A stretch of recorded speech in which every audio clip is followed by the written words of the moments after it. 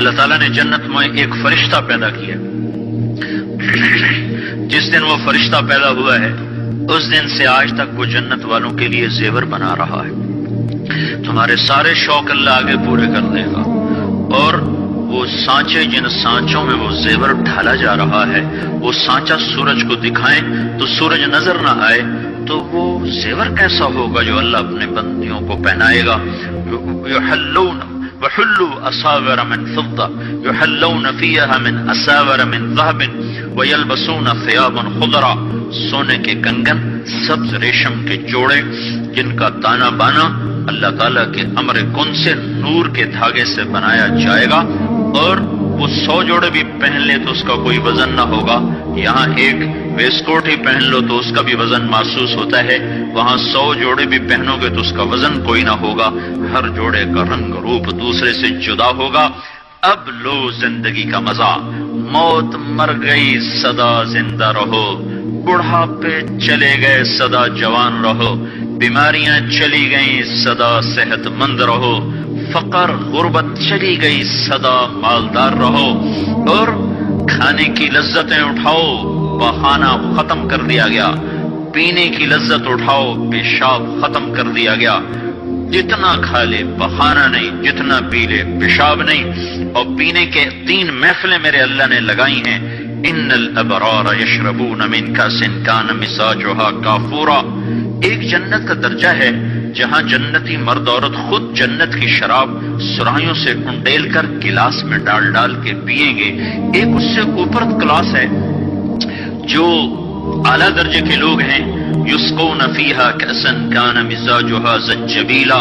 جہاں وہ بیٹھے ہوئے ہوں گے میاں بیوی، بھائی بہن، مرد عورت، دوست سہیلیاں، اور ان کے لیے خدام آئیں گے اور ان کو ڈال ڈال کے پیش کریں گے اور ان کے لیے تشتریوں میں دھر کے ان کو آگے دیا جائے گا. ان کو پیش کرنے والے غلام ہوں گے. ایک درجہ سب سے اعلیٰ ہے جو وی وی آئی پی لوگ جن کو کہا جاتا ہے دنیا کے، آخرت کے وی وی آئی پی لوگ انتہائی اسپیشل، جنت الفردوس کے خاص مرد عورت، جہاں سقاہم ربہم شرابا طہورا، جہاں اللہ خود اپنے ہاتھوں سے جام بھر کے پلائے گا. کاش تمہیں یہ شوق لگ جائیں تم فاطمہ کی بیٹیاں بن کے زندگی گزارو. مغرب کی بیٹی مت بنو. مغرب ننگا ہو گیا ہے، اس نے اپنی تہذیب کو گنوا دیا ہے.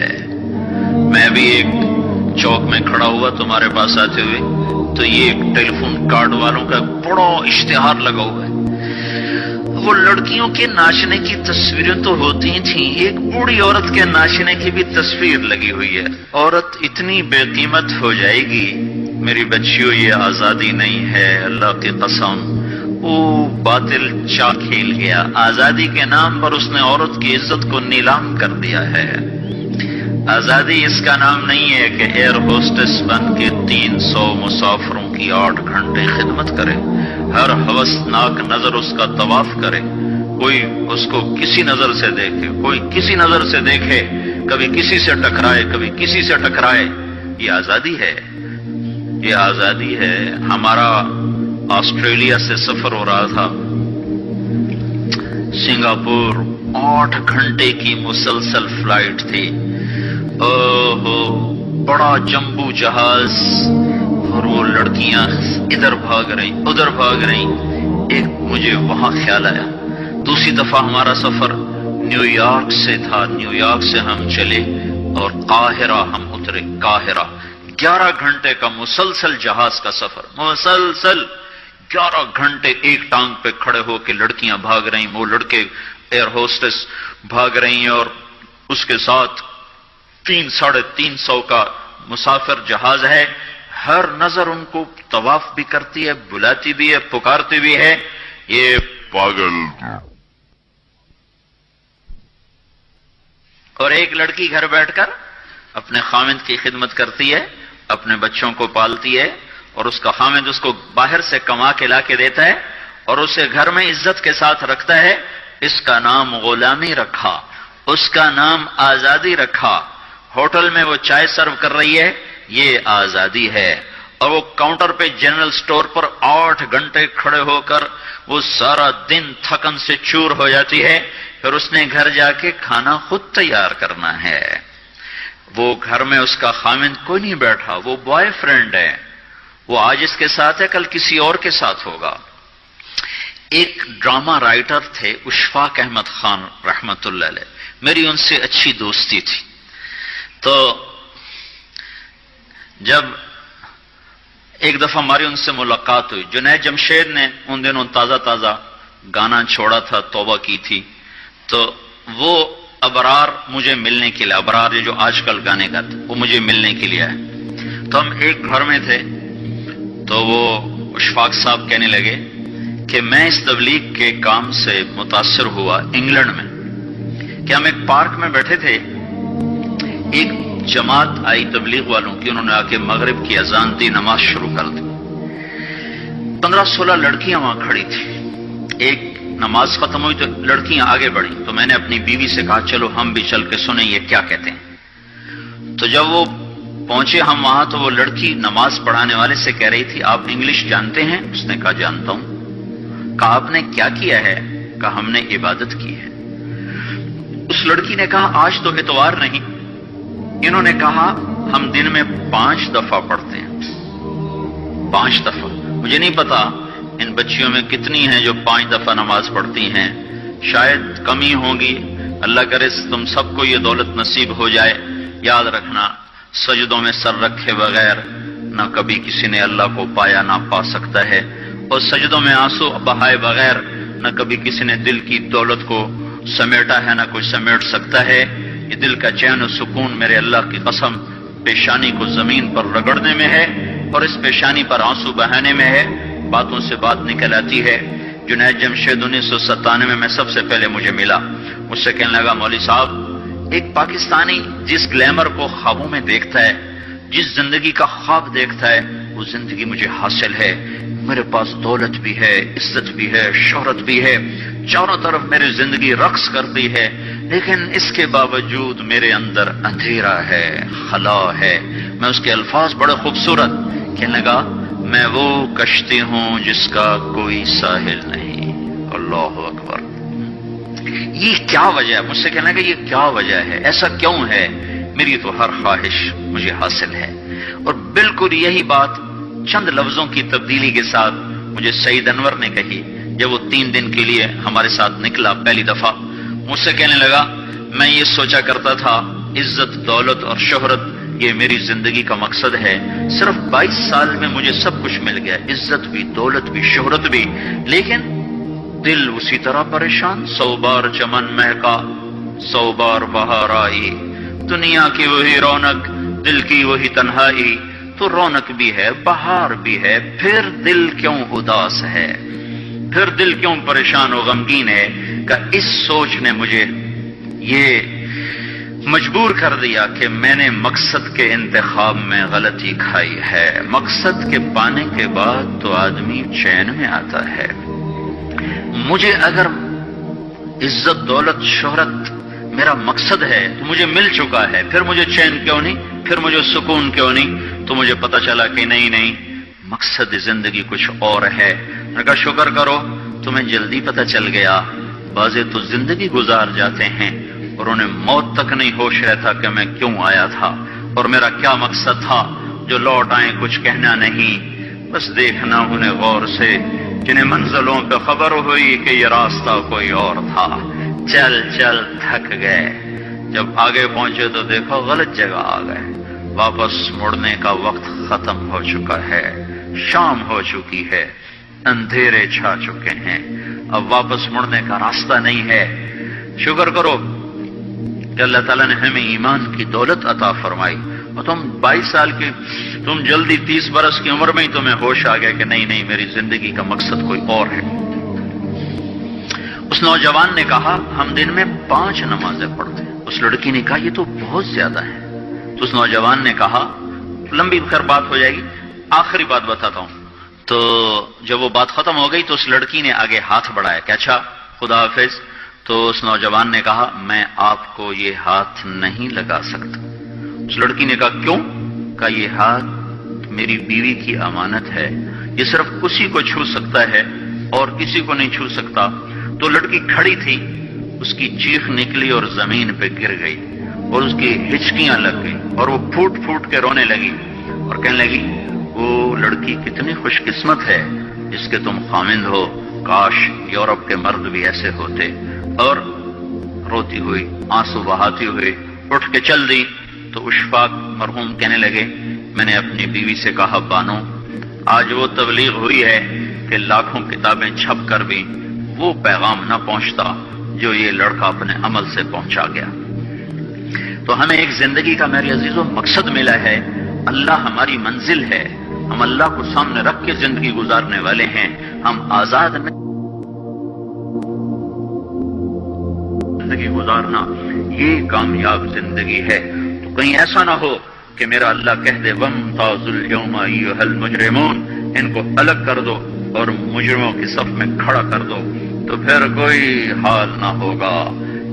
ہائے اللہ کے نبی نے کہا کتنی عورتیں ہوں گی جن کو سر کے بالوں سے فرشتے پکڑ کے گھسیٹ رہے ہوں گے اور وہ کہیں گی ہائے ہمیں بچا لو، ہائے ہمیں بچا لو. اور کتنے مرد ہوں گے جن کے جبڑوں میں ہاتھ ڈال کر فرشتے ان کو گھسیٹ رہے ہوں گے، وہ کہیں گے ہائے ہمیں بچا لو، ہائے ہمیں بچا لو. تو اس وقت اللہ کہے گا اولم نعمرکم ما یتذکر فیہ من تذکر وجاءکم النذیر. میرے بندے یہ چند آنسو دنیا میں بہا لیتا، جو آج تو کر رہا ہے دہائیاں دے رہا ہے، یہ تو دنیا میں دے لیتا تو آج اپنے رب کی رحمت کو دیکھتا. تجھے بتانے والے بھی آئے تھے، تمہیں سمجھانے والے بھی آئے تھے، لیکن تو مذاق اڑاتا رہا، تو ان کے ساتھ مستیاں کرتا رہا. آج دیکھ ایمان والے کتنے اونچے جا رہے ہیں، جنہوں نے مجھے راضی کیا وہ کتنی بلندیوں کا سفر کر رہے ہیں، اور ان کے ساتھ میں کیا کرنے لگا. یہ کامیابی اس کو ملے گی جو اپنا سب کچھ اپنے اللہ پر لگا دے گا. وہ اپنا سب کچھ اللہ کے محبوب صلی اللہ تعالی علیہ وسلم کے طریقے پر لگا دے گا. یہ کامیابیاں اس کا مقدر ہیں. یہ زندگی چند روزہ ہے اور آج ایک سیلاب ہے میرے عزیزوں مغرب کی تہذیب کا. اس انٹرنیٹ نے اور اس ٹی وی نے اور اس میڈیا نے ہم سے ہمارا سب کچھ چھین لیا ہے. سب کچھ ہمارا چلا گیا ہے اور سوائے اچھل کود کے، کھیل کود کے اور زندگی کی کوئی منزل نہیں رہی. میں آپ سب کے سامنے یہ درخواست کرتا ہوں کہ اپنی زندگی کی منزل طے کرو. پہلے یہ سوچو اور سمجھو کہ یہ صبح، یہ شام، یہ دن، یہ رات، یہ جو گزر رہے ہیں مجھے کہاں لے جا رہے ہیں، میرا سفر کدھر کا ہے، میں کہاں جا رہی ہوں، میری آخری منزل کیا ہے. اس کے مطابق اپنی زندگی کی ترتیب بناؤ. میرے آپ کے نبی نے فرمایا الکیس من دان نفسہ وعمل لما بعد الموت. سمجھدار وہ نہیں جو مشہور ہو جائے، جو عزت اور دولت کو اکٹھا کرے. سمجھدار وہ ہے جو اپنی آخرت کا سامان تیار کرے اور اپنی موت کی تیاری کرے. اس پر جو جم جائے گا وہ دنیا اور آخرت میں کامیاب ہے. جو اس سے ہٹ جائے گا وہ ہلاک و برباد ہے. فرعون جیسا ظالم بادشاہ جس نے بچے ذبح کر دیے، اس کے دربار میں اس کی بیٹی کی ایک خادمہ تھی، باندھی تھی. اس نے چپکے کلمہ پڑھ لیا، وہ مسلمان ہو گئی، وہ ایمان لے آئی. ایمان ایسی دولت ہے جو چھپے نہیں چھپتا، وہ نظر آتا ہے. جہاں نظر آتا ہے وہاں روشنیاں پھیل جاتی. میں جب سے کالج چھوڑا میں کبھی ہوٹلوں میں نہیں گیا. یہ 5 اسٹار ہوٹل کا اس وقت ہم جایا کرتے تھے جب کوئی وہاں جانے کا نام نہیں لیا کرتا تھا. چھوٹی عمر میں لاہور چلے گئے، ماں باپ جیب میں پیسے ڈال دیتے تھے، وہ سمجھتے تھے پڑھ رہے ہیں، ہم کچھ اور کاموں میں ہوتے تھے. تو پھر اس کے بعد میں زندگی میں پہلی دفعہ گیا. ہمارے ایک دوست تھے، ان کی بیٹی کی شادی تھی. تو میں کبھی نہیں جاتا ایسے موقعوں پر اس قسم کی جگہ پر، لیکن اس نے میری اتنی منت کی کہ میں شرمندہ ہی ہو گیا. میں نے کہا اچھا بھائی میں آ جاؤں گا. اور پھر اس نے مجھے تسلی دلائی کہ وہاں سارا الگ الگ ہے، عورتوں کا انتظام الگ ہے، مردوں کا الگ ہے. پی سی لاہور میں. تو میں نے کوئی 30-32 برس کے بعد اس ہوٹل میں قدم رکھا. ماضی کے دھندلکوں میں جھانکتے کتنی صبحیں کتنی شامیں وہاں گزری ہوئی تھیں غفلت کی. تو میں جب وہاں سے نکلنے لگا کھانے کے بعد تو عورتیں نکل رہی تھیں، اکثر بے پرد تھیں. تو وہاں گیلری میں مجھے کسی نے روک لیا، وہ مجھ سے بات کرنے لگ گیا، میں کھڑا ہو گیا، دائیں بائیں کچھ اور عورتیں کھڑی تھی، اتنے میں سب کی نظر پیچھے لگی، عورتوں کی بھی مردوں کی بھی۔ تو مجھے سمجھ میں نہیں آیا کہ یہ نظریں پیچھے کیوں اٹھ رہی۔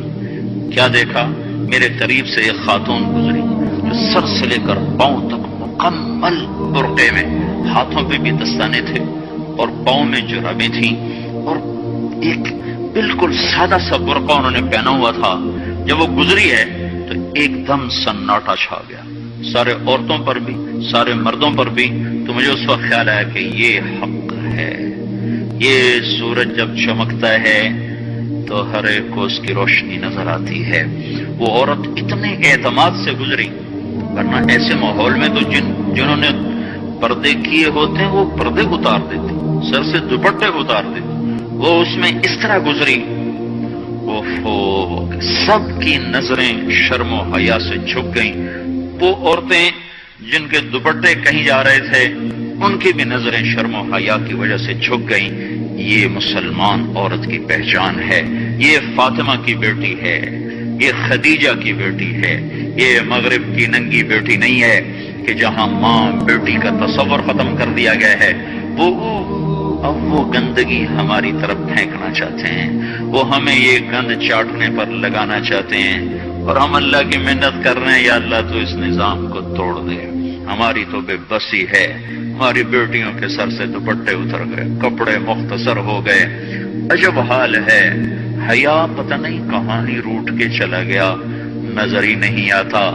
پہاڑوں میں جا کے بھی ڈھونڈا، وہاں بھی نہیں ملا، صحراؤں میں گئے، دریاؤں میں گئے، کہیں نہیں ملا۔ کبھی ایک صفت ہوا کرتی تھی، آج پتہ نہیں کہاں سے ملے گی، کس بازار سے ملے گی، وہ منڈیاں ہی بند ہو گئیں۔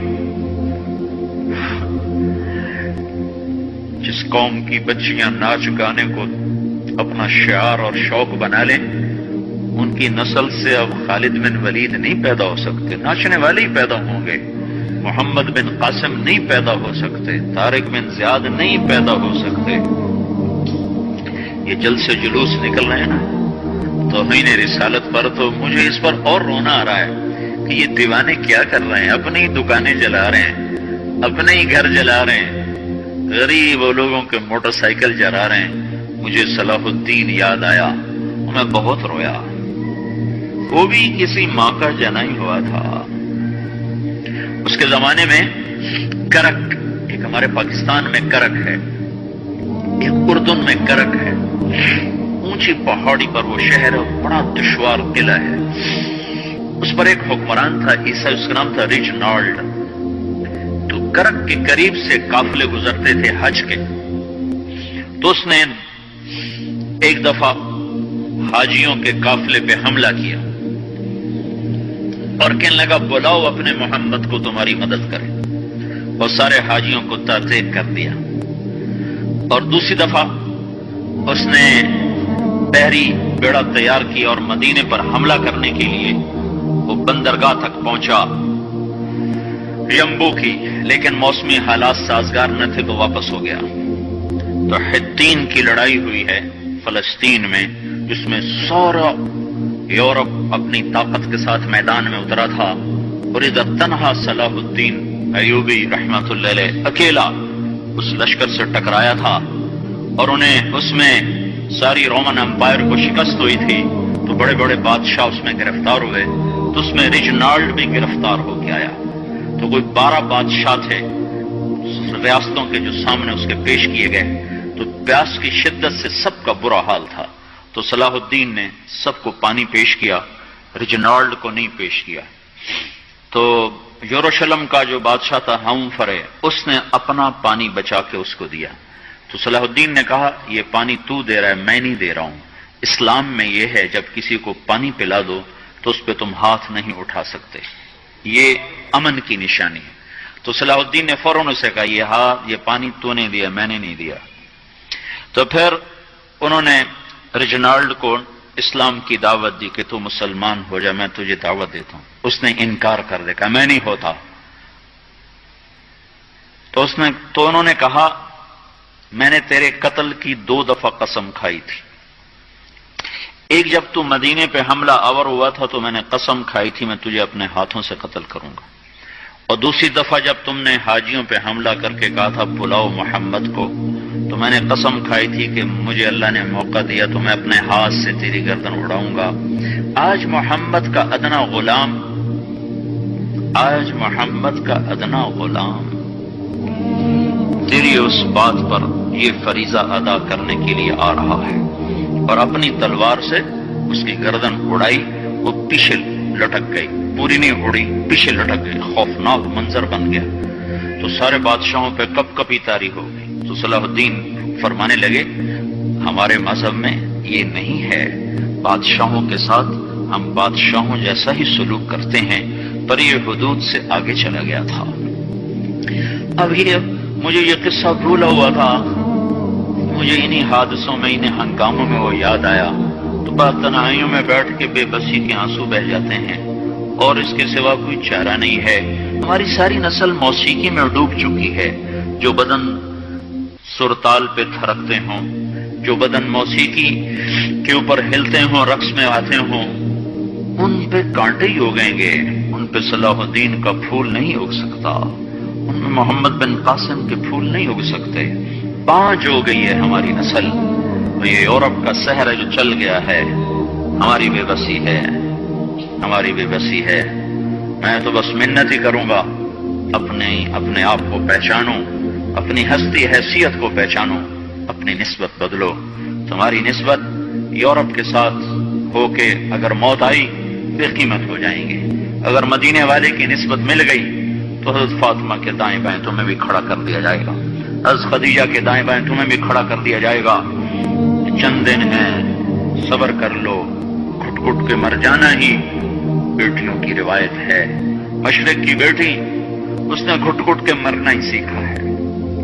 ہاں، یہ آزادی، یہ آوارگی، یہ مغرب کی عورت کا خاصہ ہے، اور 18ویں صدی تک مغرب میں بھی کوئی عورت ایسے ننگی نہ تھی، اور گھر کی زندگی تھی۔ 1792 میں لندن میں ایک عورت تھی، میری والسٹون کرافٹ، اس نے آزادی نسواں پر سب سے پہلے کتاب لکھی تھی کہ عورتوں کو آزاد کیا جائے۔ اس آزادی کا زہر ہے جو آج بھرا ہوا ہے۔ پھر اسی لندن میں 1792 1998 200 سال گزرے کہ اسی انگلینڈ کا سروے کیا گیا، عورتوں سے پوچھا گیا تم گھریلو خاتون بن کے رہنا چاہتی ہو جو اسی طرح جیسے آج زندگی ہے؟ 98% عورتوں نے کہا ہم گھر کی خاتون بن کے رہنا چاہتی ہیں، لیکن ہمیں خامند میسر نہیں ہے، ہمیں بوائے فرینڈ ملتے ہیں جو ٹیشو پیپر کی طرح مسل کے ہمیں پھینک دیتے ہیں۔ تو اس غلاظت کا انہیں بھی پتہ چل چکا ہے، لیکن اب وہ نکل نہیں سکتے۔ جو نکالنے والے تھے وہ خود اس پر ریچھ گئے۔ نکالنا ہم نے تھا، ایمان والوں نے، ہم خود اس زندگی پر ریچھ گئے ہیں۔ اپنے آپ کو نکالو اس دلدل سے۔ ہماری بیٹی کی عزت یہ نہیں ہے کہ وہ زینت محفل بن کے بیٹھی ہو، ہماری بیٹی کی عزت یہ ہے کہ اس کا ناخن بھی نظر نہ آئے۔ ہماری معراج یہ نہیں ہے کہ وہ اسٹیج پہ ناچ رہی ہو، ہماری معراج یہ کہ وہ رات کی تنہائی میں قرآن کے سامنے بیٹھ کے رو رہی ہو۔